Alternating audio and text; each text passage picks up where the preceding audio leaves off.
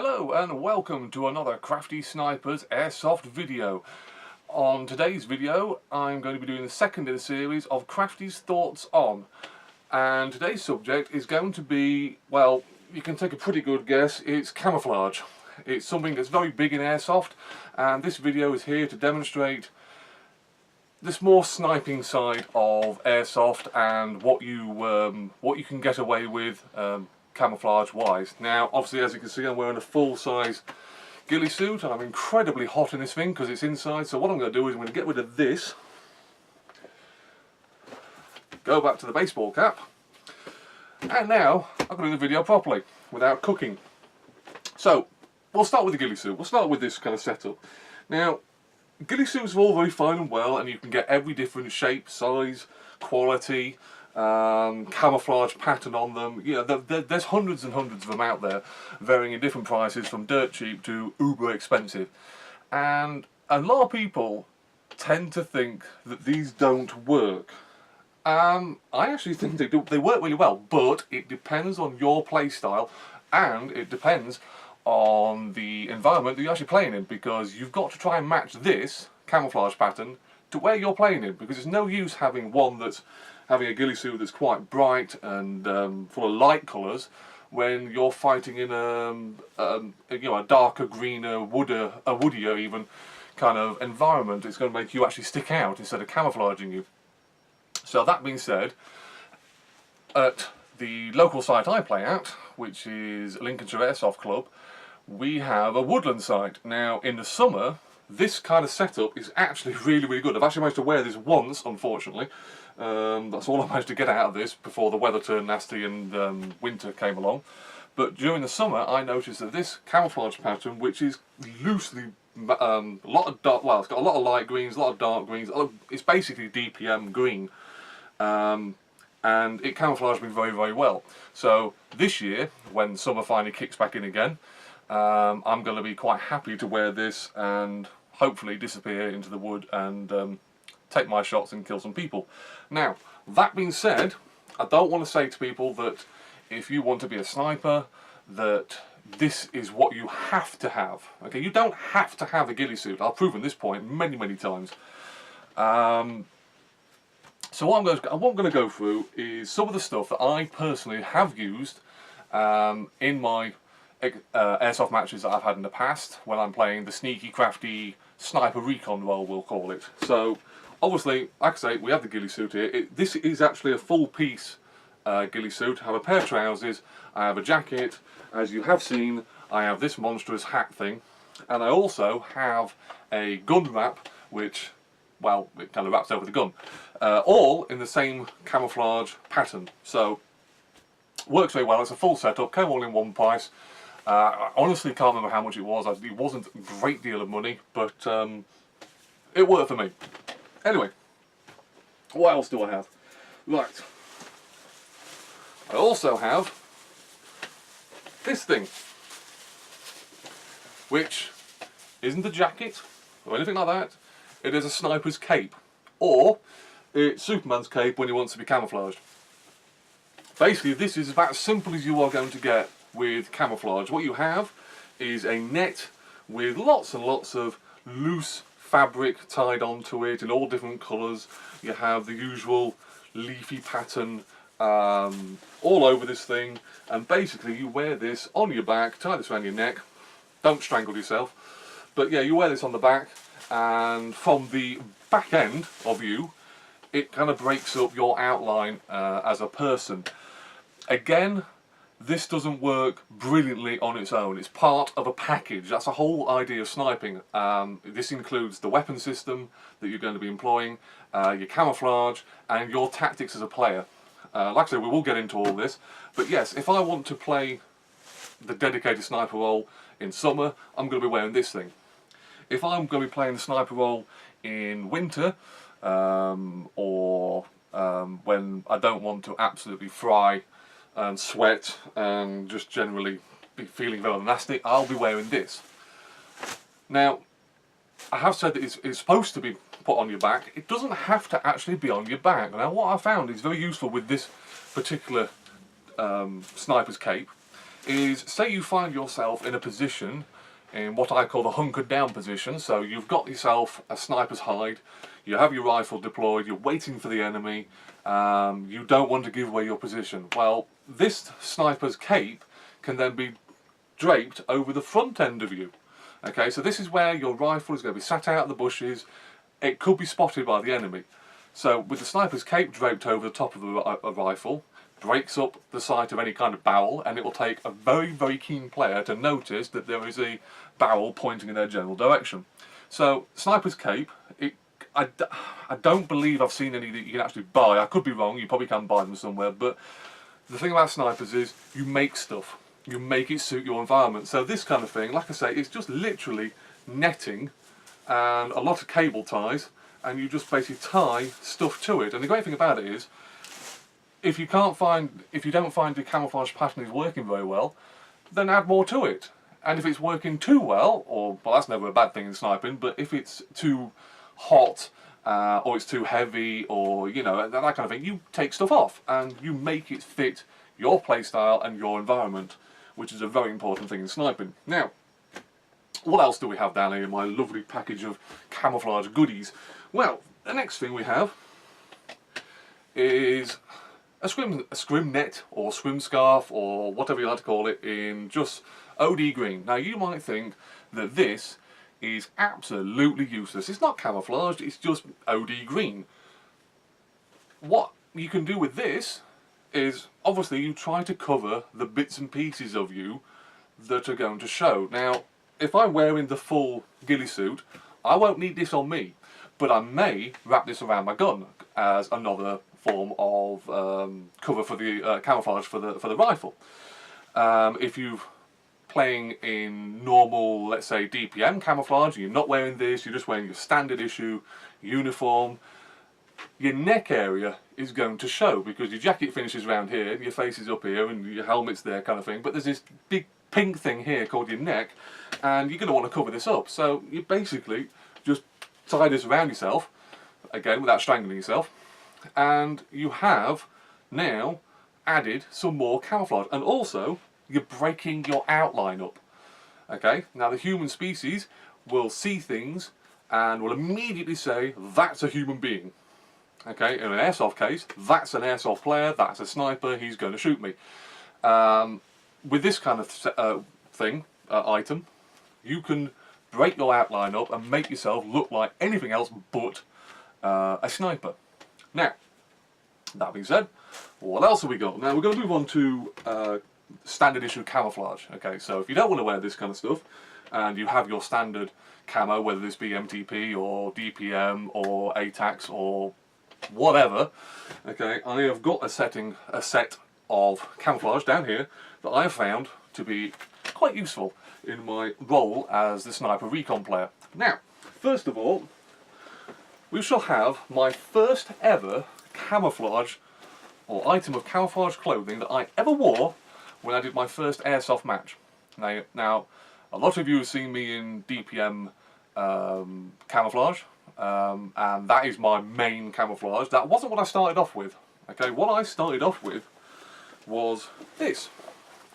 This is German Flecktarn. If I'm probably pronouncing that wrong, if you know what it is, you're probably laughing right about now how I just pronounced that. And you can see there's a lot of browns, a lot of greens, splodges. There's no pattern to this. Okay, this stuff, even though it's from Germany, is absolutely fantastic, or I found it to be fantastic, in autumn stroke winter at Lincolnshire Airsoft Club matches. I found myself able to disappear into bushes and let people walk straight past me just by wearing this. Now, I wasn't wearing one of these, I wasn't wearing a scrim scarf, I wasn't wearing a sniper's cape, I didn't snipe, I didn't camouflage my weapons.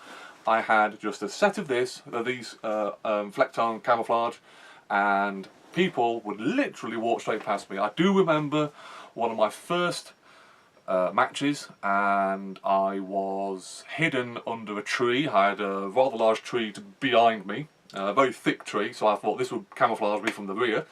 I had branches kind of reaching out over me, But other than that, the branches were higher than me, there was nothing to my sides, and I'm laid down, I have my M4, and I'm sat facing forwards, and I heard this twig snap behind me.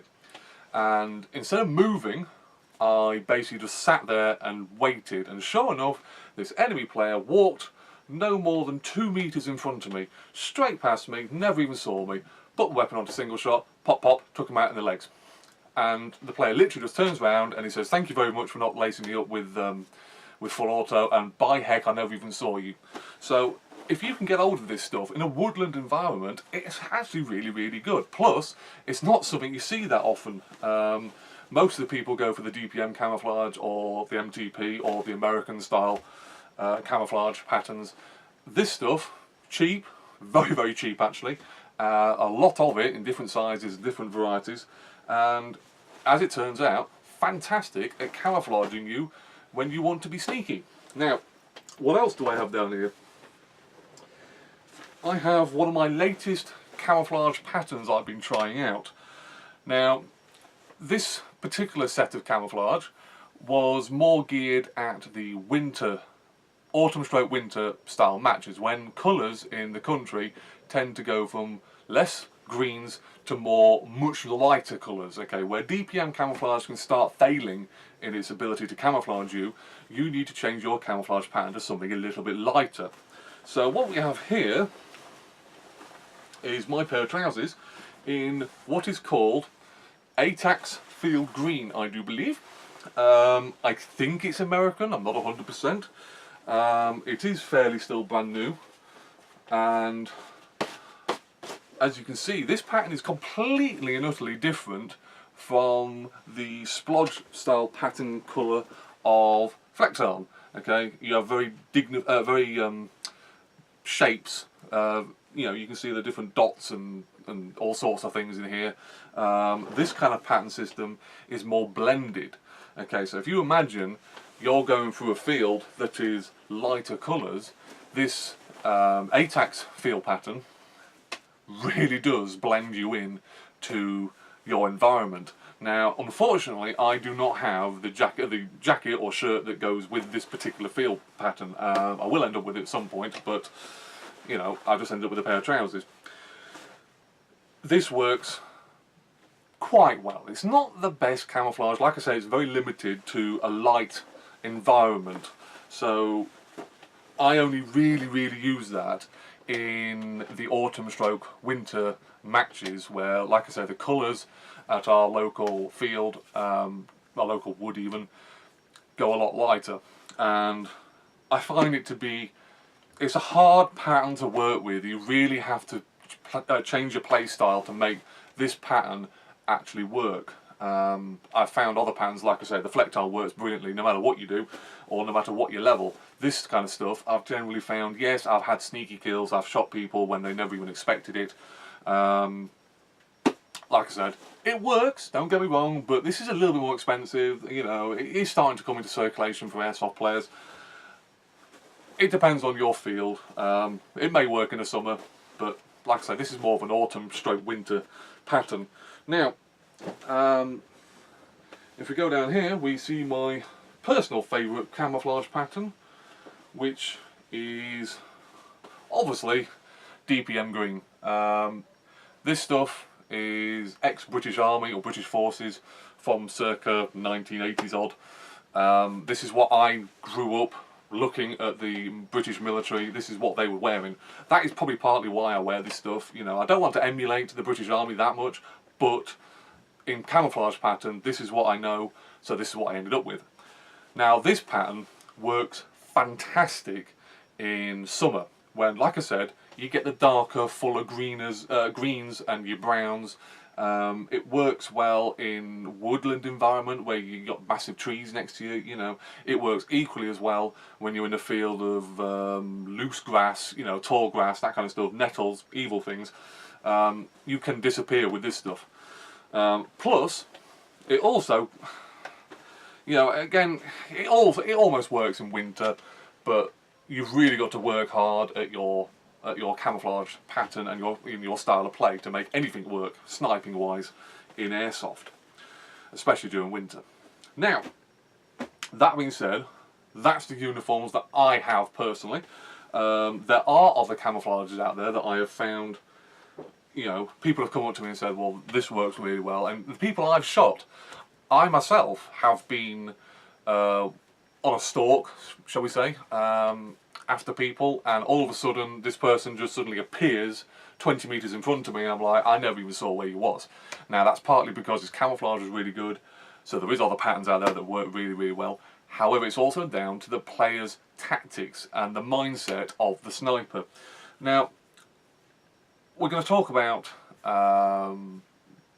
the styles or styles of play that you have to kind of learn if you're going to be a sniper, stroke recon, stroke sneaky person, because it's completely different than running out there with an M4 rifle and just lacing up the enemy on full auto.